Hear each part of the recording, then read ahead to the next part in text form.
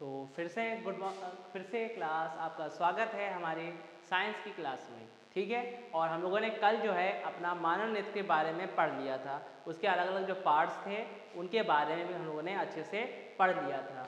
ठीक है, तो आज हम लोग बात करेंगे। कल हम लोगों ने मानव नेत्र और उसके पार्ट्स के बारे में, इनके भागों के बारे में बहुत अच्छे से पढ़ लिया था ना। ठीक है, तो आज हम लोग क्या करेंगे, नेत्र का जो कार्य होता है या तो क्रियाविधि कह सकते हो, यानी कि कैसे कैसे वो वर्क करता है, उसके बारे में जानेंगे। ठीक है, तो आज के फिर से क्लास को स्टार्ट करते हैं। मैं हूँ रजनीश पांडे और आप देख रहे हैं हमारी फिजिक्स की क्लास पीटीवी केपी सर पे। ठीक है, तो क्या है नेत्र का कार्य या नेत्र की क्रियाविधि। तो क्या होता है, हमारी पलकें जो होती है ना, वो कैमरे के शटर जो होता है, शटर की तरह काम करती हैं। ठीक है, ये पलकें क्या होते हैं, खुली होती हैं तो चीज़ें हमको दिखती हैं, जब बंद होती हैं तो चीज़ें हमको नहीं दिखती हैं। ठीक है, जैसे कि हमारे कैमरे में भी होता है। तो क्या बोलेंगे, हमारी जो पलकें होती हैं वो फोटो कैमरे की भांति कार्य करती हैं, यानी कि उसके शटर की तरह। जब पलकें खुली होती हैं तब हमारी आंखें सामने रखी वस्तु से प्रकाश किरणें चलती हैं और हमारी आंखों पर पड़ती हैं, कॉर्निया पर आपतित होती हैं, जो अपवर्तित होकर जलीय द्रव, लेंस, कांच द्रव से होती हुई रेटिना पर गिरती हैं और रेटिना पर वस्तु का प्रतिबिंब बनता है। अच्छा, जो प्रतिबिंब बनता है वो रियल में बताएं कैसा होता है, वो उल्टा होता है। हम लोगों ने जब पढ़ा था पहला चैप्टर, उसमें भी क्या होता है, वस्तु जब रखी होती थी, प्रकाश चलता था तो क्या होती है, हमें उल्टी मिलती थी, तक पहुंचता है। फिर मस्तिष्क अनुभव के आधार पर उसका ज्ञान सीधे रूप में प्राप्त कर लेता है। क्या कहेंगे, सीधे रूप में प्राप्त कर लेता है। तो फिर से बोलेंगे क्या, एक बार फिर से मेरे साथ बोलना, क्या कि जो होता है कि जो हमारी पलकें होती हैं वो फोटो कैमरे की शटर की भांति कार्य करती हैं। जब पलकें खुली होती हैं, जब आंखें ऐसे करके खुली होती हैं, तब क्या होता है, हमारी आंखों के सामने रखी वस्तु से प्रकाश किरणें चलती हैं, जो कॉर्निया से आपतित होकर हमारे कहाँ से, कांच द्रव, नेत्र लेंस और आइरिस से होते हुए रेटिना पर गिरती हैं। ठीक है, रेटिना पर वस्तु का प्रतिबिंब बनता है, जो कैसा होता है, उल्टा होता है, जिसका सीधा प्रतिबिंब कहाँ से हम लोग प्राप्त कर लेते हैं, अनुभव, मस्तिष्क अपने अनुभव के आधार पर। यानी कि मस्तिष्क क्या करता है, उस वस्तु के उल्टा प्रतिबिंब को वो क्या कर देता है, अनुभव के आधार पर सीधा कर देता है। यानी कि अगर हम लोग देखे जाए तो सामने जो भी चीज़ें रखी हुई हैं उनका हमारे क्या बनता है, प्रतिबिंब उल्टा ही बनता है। ठीक है, वो तो ब्रेन जो होता है हमारा, वो वस्तु को अच्छे से और दिखा सकता है। क्लियर है? ठीक है, तो अब आगे बढ़ जाते हैं। तो क्या बोलेंगे सर, ठीक है, हमें इतना समझ आ चुका है। अब बात आती है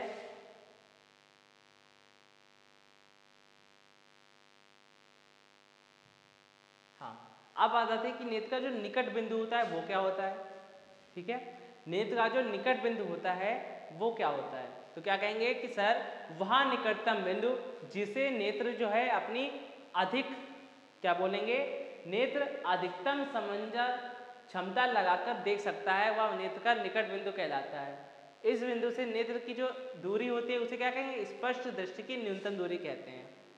यानी कि जो नेत्र का निकट बिंदु होता है, वहां से अगर हम लोग दूरी देखी जाए तो क्या होती है, नेत्र की स्पष्ट दृष्टि की न्यूनतम दूरी होती है और कहलाती है। स्वस्थ नेत्र के लिए ये दूरी अगर देखी जाए तो कितनी होती है, 25 सेंटीमीटर, यानी कि 25 सेंटीमीटर होती है।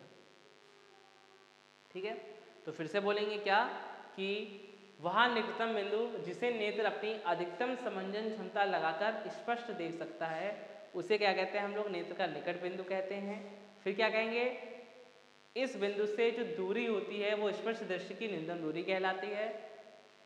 स्वस्थ नेत्र के लिए यह दूरी 25 सेंटीमीटर होती है। अब बात आ रही होगी सर, यहाँ पे समंजन क्षमता का मीनिंग क्या है। क्या कहेंगे यहाँ पे सर, समंजन क्षमता का मीनिंग क्या है। तो क्या बोलेंगे हम लोग कि सर यहाँ पे जो समंजन क्षमता है वो यानी कि यह है कि कितनी अच्छे से उसको समझ के वो चीज़ हमको स्पष्ट दिख सकती है। ठीक है, यानी कि हमें जो है, जब तक कि हमारे माइंड पे कोई प्रेशर ना पड़े, यानी कि हमारी आंखों का अगर प्रेशर नहीं पड़ रहा तो यानी कि वो चीज़ क्या है, हमको अच्छे से दिख रही है। ठीक है, तो वही क्या हो जाता है, हमारा नेत्र क्या जो है निकटतम बिंदु कहलाता है। ठीक है, अब निकटतम बिंदु जब पढ़ लिया है तो फिर हम लोग अधिकतम बिंदु क्यों ना पढ़े, है ना। निकटतम बिंदु जब पढ़ लिया तो अधिकतम बिंदु भी तो पढ़ना जरूरी है।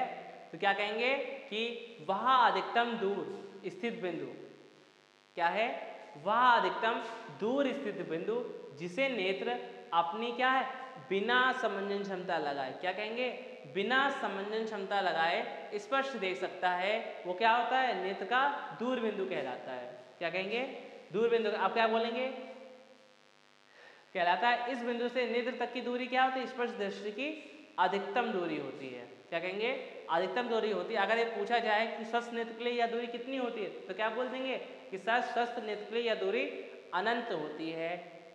क्या कहेंगे, इनफाइनाइट होती है, अनंत होती है।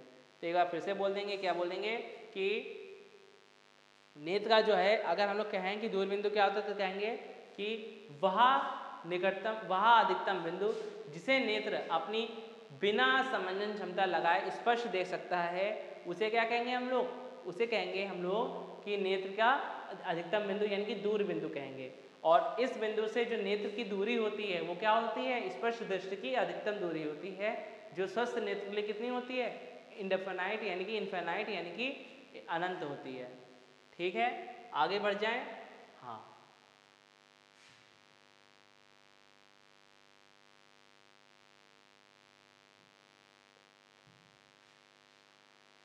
अब बात आती है कि सर इतना तो पढ़ लिया हम लोगों ने, नेत्र के बारे में पढ़ लिया अच्छे से, खूब अच्छे से आपने समझा दिया और हम भी समझ गए।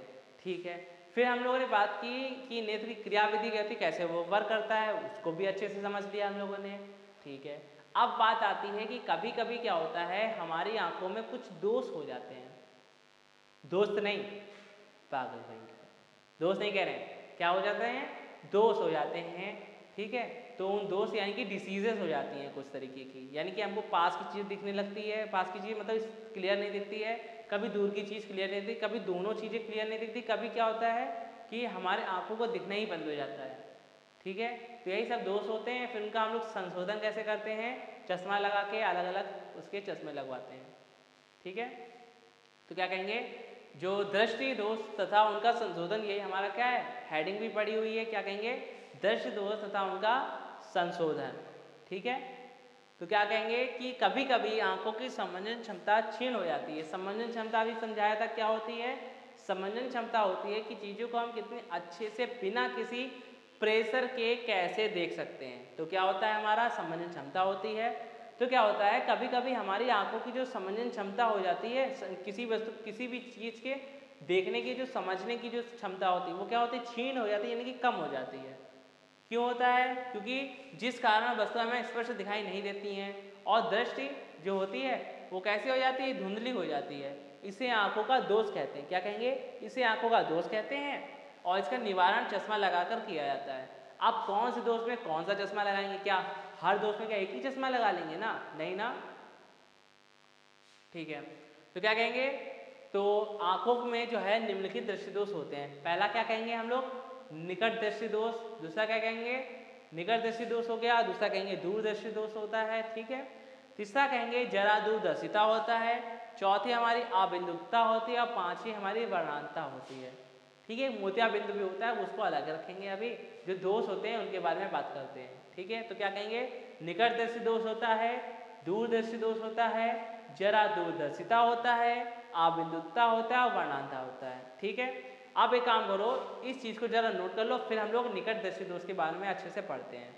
ठीक है, फिर तुमने सुना होगा कि हाइपरमेट्रोपिया, मेट्रोपिया, ये सब नाम सुनेंगे ना, तो किसको क्या कहते हैं, इसमें भी कंफ्यूजन होती है, तो उसको भी अभी अच्छे से समझाएंगे। पहले इसको एक बार नोट कर लो अच्छे से वीडियो पोस्ट करके। ठीक है, नोट कर लिया होगा।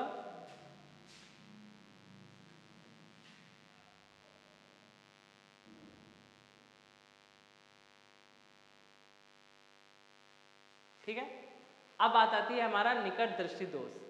ठीक है, तो निकट दृष्टि दोष क्या होता है, तो यहाँ पे लिखा है कि इस दोष में क्या होता है। अब सुनो, निकट दृष्टि दोष नाम से क्या लग रहा है, निकट यानी कि पास की चीजें, नहीं, नाम पे मत जाओ, नाम पे जाना है तो ऐसे याद रखो, मेरी बात सुनो। क्या कहेंगे, निकट दृष्टि दोष लिखा हुआ है, क्या लिखा हुआ है, निकट दृष्टि दोष लिखा हुआ है, तो क्या कह देंगे कि निकट दृष्टि दोष हो जाता है। तो क्या कहेंगे, लिखा हुआ है कि इस दोष में व्यक्ति को क्या कहेंगे, स्पष्ट दिखास नहीं, यानी कि अगर हम लोग निकट, निकट का मीन्स क्या होता है, पास में होता है। तो आप सुनो, क्या कहेंगे कि निकट दृष्टि दोष में हमें पास की वस्तुएं स्पष्ट दिखाई देती हैं। क्या कहोगे सर आप तो निकट दृष्टि दोष बता रहे हो, यानी कि पास में कुछ दोष होगा? नहीं, मैंने क्या बताया, ऐसे याद नहीं करना है। क्या कहेंगे, याद करना है तो मेरी बात में याद बिलीव करो।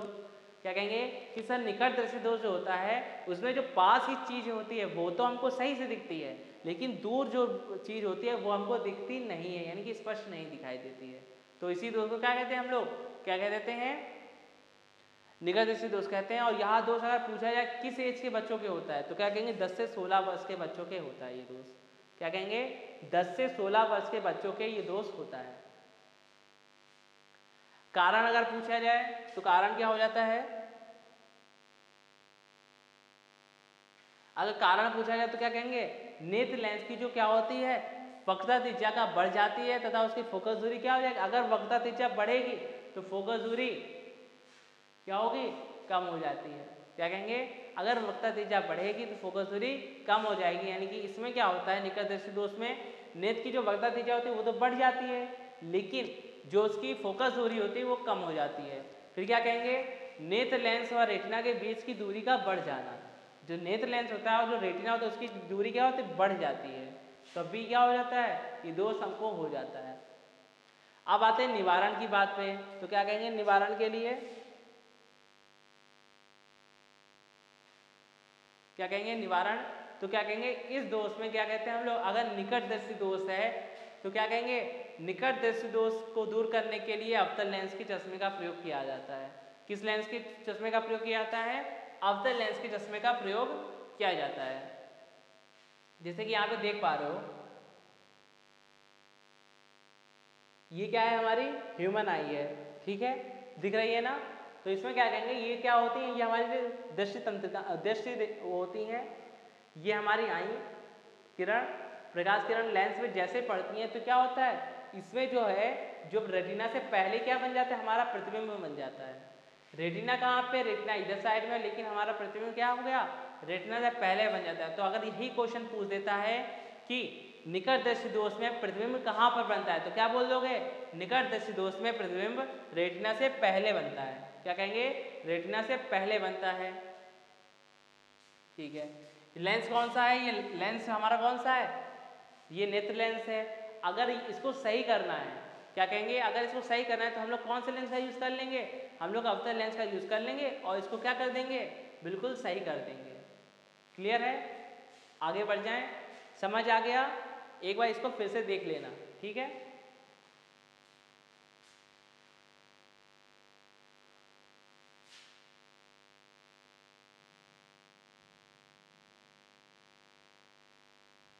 एक चीज तो इसमें रह गई, तुम लोगों को वो तो बताया नहीं। देखो अगर इसको देखा जाए कि इसको और लैंग्वेज में क्या कहते हैं निकट दृष्टि दोष को और क्या कहते हैं तो क्या कहेंगे, यहाँ पर लिख देते हैं, इसको कहते हैं हम लोग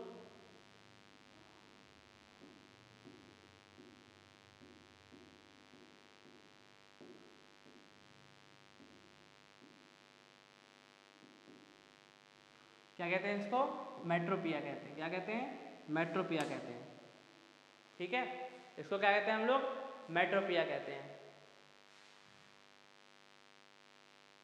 ठीक है। अभी इसको जरा देखना, तब तक कि इसको देखो, अभी आते हैं।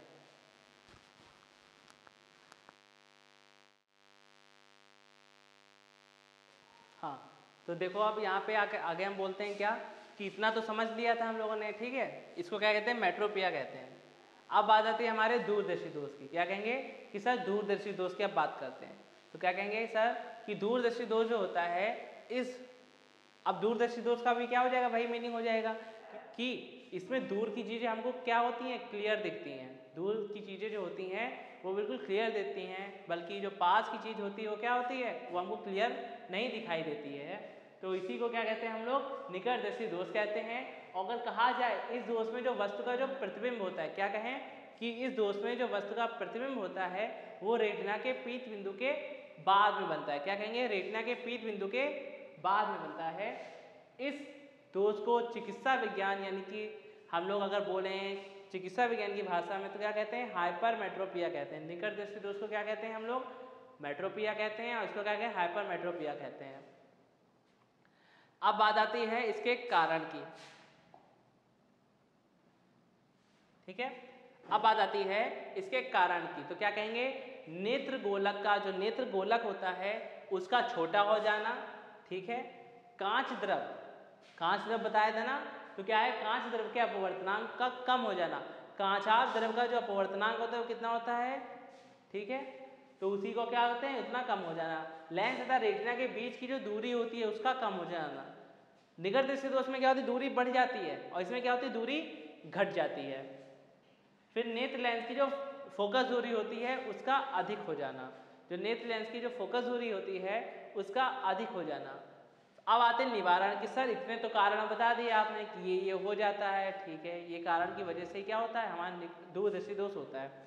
फिर सर इसका निवारण क्या होगा, तो क्या कहेंगे, इस दोष के निवारण के लिए उचित फोकस दूरी के उत्तल लेंस का यूज करते हैं। क्या कहेंगे, उत्तल लेंस का यूज करते हैं, जिससे क्या चश्मा बना के हम लोग क्या कर सकते हैं, आराम से चीज़ों को देख सकते हैं।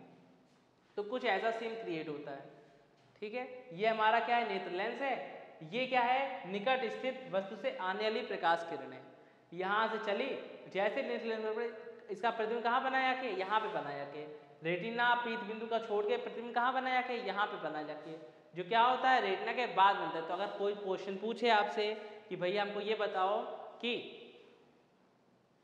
कौन सा वो दोष होता है जिसमें जो प्रतिबिंब होता है रेटिना के बाद में बनता है, तो क्या कह देंगे हम लोग, दूरदर्शी दोष होता है, ठीक है। अब इसी में एक चीज ये याद कर लो, अगर मैं बात कहूं, ठीक है, तो क्या होता है, जैसे कि हमने बोला कि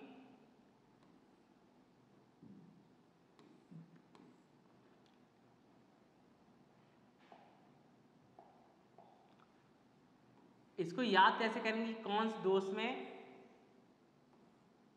कौन सा लेंस यूज करेंगे, तो इसको क्या कहते हैं हम लोग, दूना से याद रखेंगे। क्या कहेंगे, दोना नहीं होता है, दोना, उस दोना से याद रखेंगे।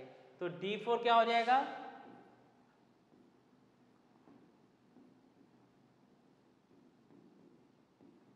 दूरदर्शी दोष, ठीक है। N से क्या हो जाएगा, निकट दृष्टि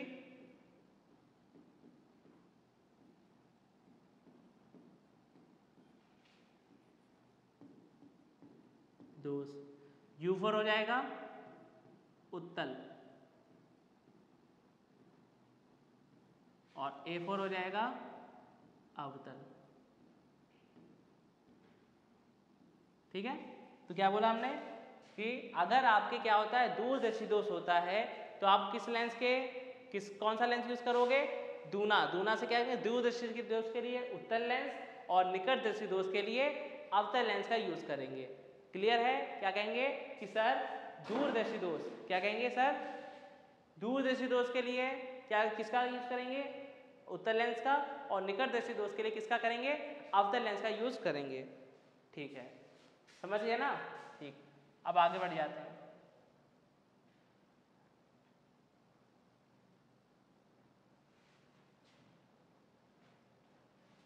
अब आता है क्या, हम लोगों ने क्या कि संशोधन और उसमें जो है दोष में क्या पढ़ लिया, हम लोगों ने पढ़ डाला है निकटदर्शी दोष और दूरदर्शी दोष पढ़ लिया।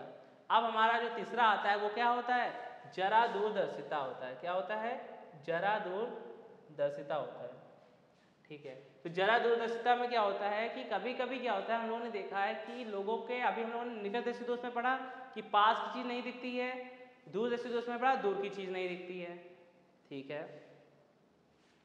लेकिन कभी कभी क्या होता है, एक इंसान की आंखों में ये दोनों चीजें एक साथ हो जाती हैं। क्या कहेंगे, एक इंसान की आंखों में ये दोनों चीजें एक साथ हो जाती हैं, तब क्या करेंगे, तो वही चीज लिखी हुई है क्या कि कुछ व्यक्तियों में निकट तथा दूर दोनों दृष्टि दोष एक साथ हो जाते हैं, इसे जरा दूरदर्शिता कहते हैं। जरा यानी कि पास में, दूर यानी कि दूर, दोनों को मिला दिया तो क्या बन गया, जरा दूरदर्शिता कहते हैं। ऐसे व्यक्ति द्विफोकसी लेंस का प्रयोग करते हैं। द्विफोकसी यानी कि नीचे का कैसा रहेगा, इसमें जो ऊपरी भाग होता है वो अवतल रहेगा और निचला भाग कैसा रहेगा, उत्तल रहेगा। ऊपर वाले भाग से दूर की वस्तु को देखा जा सकता है और नीचे वाले भाग से पास की वस्तु को देख सकते हैं।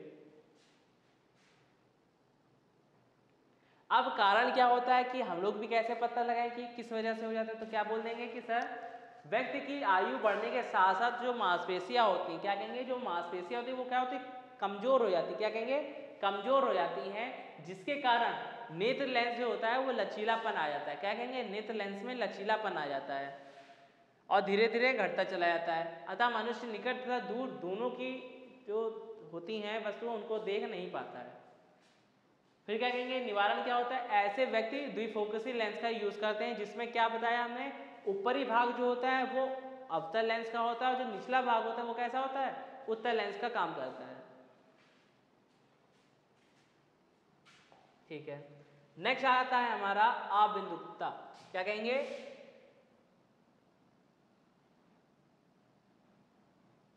क्या कहेंगे कि सर अबिंदुकता। क्या कहेंगे, अबिंदुकता। अब अबिंदुकता क्या होता है, अगर ये कहा जाए तो क्या लिखा हुआ है कि इस दोष का जो पृथ्वी में होता है वो फैल कर बनता है, यानी कि चीज हमें जो है अगर कोई पतली सी चीज भी है तभी हमको थोड़ी सी डबल दिखेगी, फैल कर बनता है, जिससे वस्तु बहुत बड़ी दिखाई देती है। ठीक है, यानी कि है कोई चीज पतली सी लेकिन वो चीज हमको कैसी दिख रही है, कैसी दिख रही है बोलेंगे, बहुत बड़ी सी दिख रही है। ठीक है, तो कारण क्या होता है, यह दोष हमारी आंखों में तब उत्पन्न होता है जब जो कॉर्निया की आकृति होती है वो गोल नहीं होती है। कॉर्निया की आकृति गोल नहीं होती है तब क्या होता है, हमारे ये अबिंदुकता नाम का एक रोग हो जाता है आंखों में। अगर इसका निवारण कहा जाए तो क्या कहेंगे, इस दोष को दूर करने के लिए बेलनाकार, क्या कहेंगे, इस दोष को दूर करने के लिए बेलनाकार मोटे चश्मे का प्रयोग किया जाता है। क्या कहेंगे, बेलनाकार मोटे चश्मे का प्रयोग किया जाता है। अच्छा, बेलनाकार क्यों, क्योंकि कहेंगे सर कि आपने देखा होगा कि अभी मैंने बोला क्या, इसमें कॉर्निया का जो साइज होता है वो कैसा हो जाता है, गोल नहीं रहता है ना, यानी कि गोल से कैसा होने लगेगा, या तो फैलने लगता है ना, तो फैलने लगेगा तो उसके लिए उसी साइज का लगता है, यानी कि बेलनाकार लगेगा। क्लियर है, तो आपने बहुत देखे होंगे, बहुत मतलब बूढ़े एजेस भी देखे होंगे कि वो बेलनाकार चश्मे का प्रयोग करते हैं। ठीक है, क्योंकि उनकी आंखों में क्या हो चुका है, अबिंदुकता नाम का दोष हो चुका है। उनको नहीं पता है कि उनके कौन सा दोष है, लेकिन आपको पता है क्योंकि आप क्या पढ़ रहे हो, आप पढ़ रहे हो इसको, चैप्टर 2 आप पढ़ रहे हो फिजिक्स में, इस वजह से क्या है, हमको पता है। नेक्स्ट आता है हमारा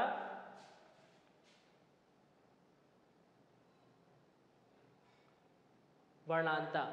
ठीक है, वर्णांता क्या होता है, कलर विजन जिसको कहते हैं। कलर विजन यानी कि इसमें रंगों की पहचान नहीं हो पाती है।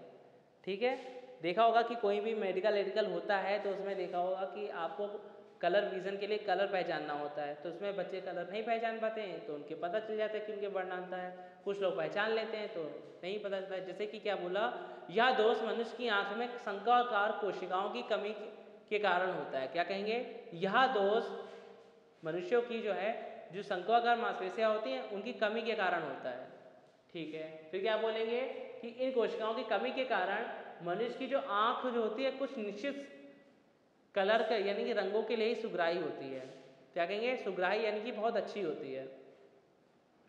जिससे कि कुछ लोगों को लाल रंग से थोड़ी एलर्जी टाइप में हो जाती है, लाल रंग देखने तो उनका सर चकरा जाता है, गिर पड़ते हैं, ये सब होता है। ठीक है, तो ये कलर विजन यानी कि इसकी वजह से होता है। यह दोष मनुष्य की आंखें में जन्म से होता है, यानी कि इसको कोई अलग से कोई नहीं होता, ये जन्म से ही होता है, आपकी जिन प्रॉब्लम होती है ये। ठीक है, और इसका कोई उपचार नहीं है। अगर निवारण कहा जाए तो इसका कोई उपचार नहीं है, क्योंकि वर्णांता होती ना ये, इसका उपचार तो हो ही नहीं सकता कुछ। तो ये आपकी क्या है, ये फादर और मदर से चलती आती है। अगर आपके घर परिवार में किसी के भी कलर विजन है तो मे बी चांसेस होते हैं कि आपके भी हो सकते हैं। क्लियर है, तो इसको तो अच्छे से मतलब ऐसे पढ़ लेना कि क्या होता है। अगर ऐसा पूछा जाए किसके कारण होता है तो क्या बोलेंगे, शंक्वाकार कोशिकाएं होती हैं हमारी आंखों में, उनकी कमी के कारण होता है। ठीक है, शंक्वाकार कोशिकाओं की कमी के कारण होता है। इलाज पूछा जाए तो क्या कहोगे, इसका कोई उपचार नहीं है। पूछा जाए ये कब से होता है तो कारण क्या है, ये जन्म से होता है।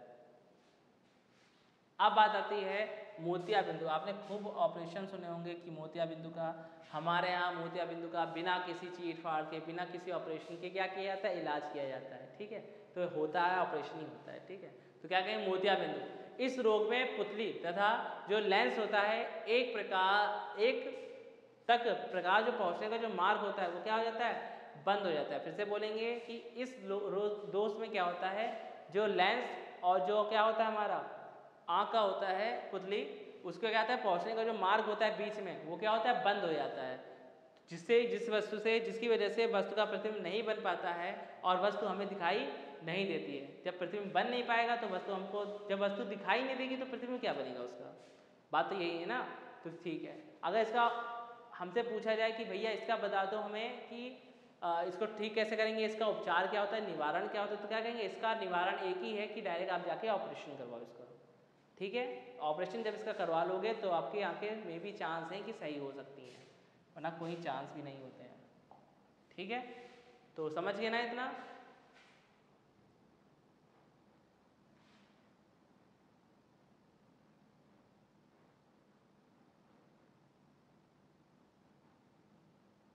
ठीक है, तो आज के लिए इतना ही।